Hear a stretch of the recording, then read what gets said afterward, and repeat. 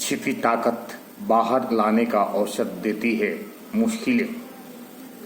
जीवन में ऐसे क्षण आते हैं जब सब कुछ जैसे ध्वस्त होता प्रतीक होता।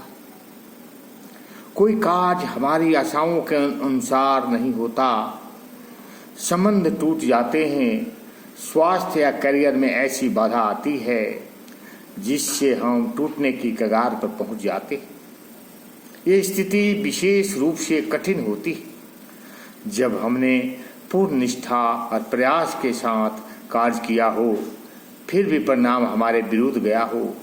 लेकिन समय बीतने पर जब हम उस क्षण को फिर स्मरण करते हैं तो पाते हैं कि वही घटना जिसने हमें तोड़ा था हमारे भीतर एक नई संरचना की नींव रख गई।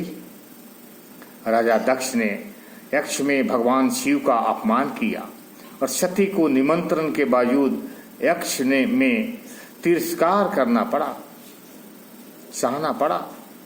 सती ने अपने पिता के प्रति विरोध स्वरूप अग्निकुंड में आत्मदाह कर लिया। इस घटना के पश्चात भगवान शिव अत्यंत व्यथित हुए।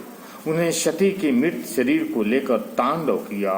पौराणिक मान्यता के अनुसार भगवान विष्णु ने सती के शरीर को खंड खंड कर गिराया, जिससे शक्ति पीठों की उत्पत्ति हुई। धार्मिक दृष्टि से यह घटना विनाश का प्रतीक हो सकती है, लेकिन व्यापक दृष्टिकोण से यह धार्मिक रूपांतर की प्रक्रिया, जहां अहंकार दक्ष का पतन हुआ, शक्ति की पुनः स्थापना हुई और हिमालय पुत्री पार्वती के रूप में शक्ति का पुनर्जन्म हुआ।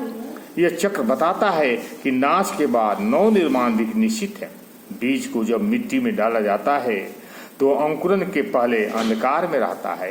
यह अंधकार उसके लिए बाधा नहीं बल्कि विकास का वातावरण। महान चित्रकार विंसेंट गोश ने अपने जीवन में अनेक अस्वीकृतियां झेली। मानसिक अस्थिरता, सामाजिक तिरस्कार के बाद ही उन्होंने अपनी सबसे अनोखी कृतियां रची, जैसे दी स्टैरी नाइट, जो आज विश्व प्रसिद्ध है। जीवन में हर चुनौती हमें मजबूती का पाठ पढ़ाती है।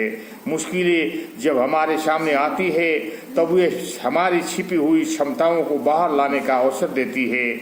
जब वे धैर्य और विश्वास के साथ इस कठिनाइयों का सामना करते हैं तो भीतर एक ऐसी ऊर्जा उत्पन्न होती है जो हमें न केवल उबारती है बल्कि बेहतर इंसान की भी बनाती है। कई बार हमें जिसे तब समस्या कहते हैं वो अवसर संकेत देती है कि अब बदलो, अब बढ़ो, अब अपनी जड़ता को छोड़ दो। दुनिया की सबसे शांत और गहरी झीलों को भी पहले उथल पुथल से गुजरना पड़ता है। इंसान भी ऐसा ही है, जितना भीतर खंगाले जाएगा उतना चमकेगा। सही मायने में जीवन की पूर्णता यह नहीं कि सब कुछ हमारे अनुकूल हो, बल्कि यह है कि हम हर परिस्थितियों को अपने विकास का माध्यम बना ले। ओम शांति, ओम शांति। अगर अच्छा लगे लाइक और सब्सक्राइब करें।